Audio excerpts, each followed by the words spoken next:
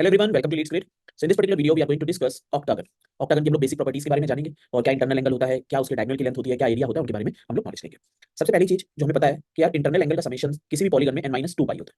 अभी हम बात कर रहे हैं n-2 पाई होगा, 8 साइडेड फिगर है, that means 8 - 2 pi, that means it will be basically 6 pi आ जाएगा। ठीक है, 6 pi means 6 * 180, 1080, that is internal angle summation. ठीक है, याद रखना आपको n-2 पाई बेसिकली आपको याद हो। अब अगर हर एक एंगल की हम लोग वैल्यू निकालना चाहें तो that will be 1080 divided by 8।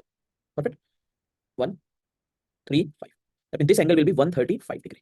हाँ, क्योंकि हम लोग बात करते हैं बेसिकली रेगुलर ऑक्टागन की, मतलब all sides will be equal and all angles will be equal. So this will be 135, this will be 135, 135, 135, 130, 135 and 130, that is a regular octagon. अब अगर हम लोग बात करें कि ये चीज, ये कोई भी जो लाइन होगी इसकी, वो सेंटर पे कितना एंगल सबटेंड करेगी, तो सेंटर पे ओवरऑल एंगल 360 होता है और 8 साइडेड है तो 360/8, 360/8 that is equal to 45 degree. तो जो यहाँ पे एंगल सबटेंड होता है, सेंटर पे जो एंगल सबटेंड होता है दैट इज 45 डिग्री, 45 डिग्री का एंगल सबटेंड होता है। यही रेगुलर हेक्सागन में 60 डिग्री होता है, तभी यहाँ पर 60 डिग्री 60 डिग्री 60 डिग्री आ जाती है। ये जो लेंथ होती है, ये एंगल हाफ ऑफ डिवाइड, क्योंकि ये लेंथ इसकी इक्वली होगी, है ना, this is your capital R, ये कैपिटल आर है और ये इसकी साइड की लेंथ है। This is 62 point, that is 67.5 degree basically, and 67 है, ठीक है, and this is also, this angle is also 67.5 degree, 67.5 degree के हमारा आता है। ठीक है, तो हमें बेसिकली ये 67.5 से था, हमें ये देखना है कि जो सेंटर पे एंगल बन रहा है that is 45 degree, 45 degree angle. इसे कई चीजें कभी कभी निकालने को पूछ सकता है, जैसे ये लेंथ ए है, ये आर है, कैपिटल आर है, ये कैपिटल आर है, ये 40 डिग्री एंगल है, तो कोसाइन लगा के कुछ कुछ, अगर ए दे दे तो आर निकाल सकते हो, आर दे दे तो ए निकाल सकते हो कोसाइन लगा के। अब बात करते हैं area of octagon, regular octagon is an important, इस पर कभी डायरेक्ट क्वेश्चन बन जाता है एरिया पर। अंडरस्टैंड, हमने देखा था कि किसी भी पॉलीगन का जो एरिया होता है that is na²/4 cot 180/n होता है। ठीक है, यहाँ पर है 8a² / 4 cot 180/8। ठीक है, तो दैट इज 2a² cot 180/8 8 दूनी 16, 22.5 डिग्री। दैट मींस जो एरिया ऑफ पॉलीगन आता है that is 2, sorry area of octagon basically जो आता है that is 2a² cot 22.5 degree. और अब देखो क्या है कि दिस cot 122.5 डिग्री की इस पर्टिकुलर ऑक्टागन के लिए आपको वैल्यू याद हो जानी चाहिए। इसका एरिया क्या होता है, that is 2a² 1 + √2, that is value of cot 22.5 degree की होती है 1 + √2। तो ये आपको याद होनी चाहिए, इसकी इंपॉर्टेंट होती है, आपको डायरेक्टली ये याद होना चाहिए कि एरिया ऑफ जो ऑक्टागन होगा, regular octagon, that is 2a² 1 + √2 होता है। बेसिकली हमें साइड चाहिए अगर रेगुलर ऑक्टागन की, तो हम डायरेक्टली एरिया उसका फाइंड कर सकते हैं। तो बहुत ही इंपॉर्टेंट रहता है इसका डायरेक्ट एरिया का फॉर्मूला, कि आपको बार बार निकालना ना पड़े और आप डायरेक्टली, आपके पास साइड हो अगर, तो आप एरिया ऑफ रेगुलर ऑक्टागन निकाल सकते हो। ठीक है, पहली चीज तो आपको ये पता होनी चाहिए कि जो एरिया ऑफ रेगुलर ऑक्टागन होता है दैट इज 2a² 1 + √2। अब बात करते हैं तीन चीजें जो आपको और याद होनी चाहिए इसमें रेगुलर ऑक्टागन में, जिस पर मे भी कभी क्वेश्चंस का फॉर्मेशन हो जाए। This is A, this is B, this is C, this is D, this is E, this is F, this is G and this is H. देखो इसमें तीन तरह के डायगोनल होते हैं। ये सबसे स्मॉल डायगोनल है, ये फर्स्ट वैरायटी ऑफ डायगोनल है, जहां पर एक इसका, this is known as a small diagonal, small diagonal.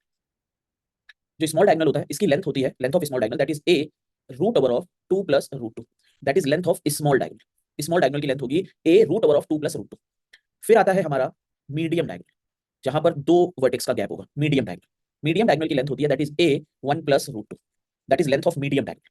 फिर आता है इसमें लॉन्गेस्ट डायगोनल, ये इसका लॉन्गेस्ट डायगोनल है, जिसमें तीन वर्टेक्स का गैप है इन दोनों के बीच का, तो दिस इज लॉन्गेस्ट डायगोनल। तो जो लॉन्गेस्ट डायगोनल होता है that is √2 times of smallest diagonal होता है। तो कभी कभी तुमसे पूछ लेते हैं कि लॉन्गेस्ट डायगोनल स्मॉलेस्ट डायगोनल के बीच का रेशियो निकालो, तो लॉन्गेस्ट और स्मॉलेस्ट के बीच का रेशियो √2 हो जाएगा। दीस थ्री आर इंपॉर्टेंट, इनको निकालने में बहुत टाइम लग जाता है क्योंकि होता है इसके अंदर यही है, तो आप ये डायरेक्ट आपको याद होना चाहिए। अब निकालने का वे मैं आपको आइडिया दे देता हूं कि कैसे कैसे आप निकाल सकते थे। जैसे देखो ये एंगल आपको ऑलरेडी पता था 135 डिग्री था, ये ए थी, ये ए थी, आप वही फॉर्मूला अप्लाई कर देते। मान लो मैं इसका स्मॉल आपको निकाल के देखो, मान लो ये लेंथ x है, अब आपको कोसाइन अप्लाई करते कि cos 135 is equal to a² + a² - x² divided by 2 * a * a। cos 135 मतलब cos 90 + 45 - sin 45 मींस -1/√2 इसकी वैल्यू होगी, that is 2a² - x² divided bye 2a²। ये इधर ले गए -2a² / √2 divided by 2a² - x²। अब x² इधर ले गए तो x² is equal to 2a² + 2a² / √2।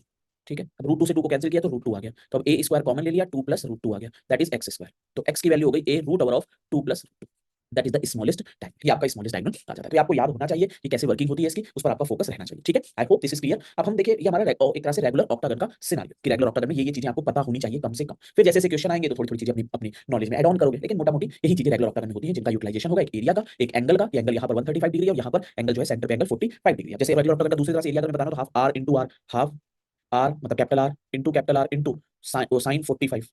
ये इस ट्रायंगल का एरिया ऐसे करके 8 ट्रायंगल होंगे तो 8, तो ये 4 r² sin 45, sin 45 की वैल्यू होती है 1/√2, सो दैट इज 2√2 r²।